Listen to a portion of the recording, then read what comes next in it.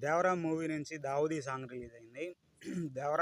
'Dawoodi' song ఎలా ఉంది అంటే, 'చుట్టమల్లె' సాంగ్ అయితే రిలీజ్ అయిన వెంటనే ట్యూన్స్ కొద్దిగా వెంటనే ఎక్కేసినాయి. కానీ 'దావూదీ' సాంగ్‌లో ట్యూన్స్ అంతగా మెప్పించలేకపోయినాయి. ఎన్టీఆర్ గారి గ్రేసు, డాన్సు, జాన్వీ కపూర్ గారి వీళ్ళిద్దరి పేరు అంతా బాగున్నప్పటికీ చూస్తుంటే అది సెట్ అని అర్థమైపోతుంది.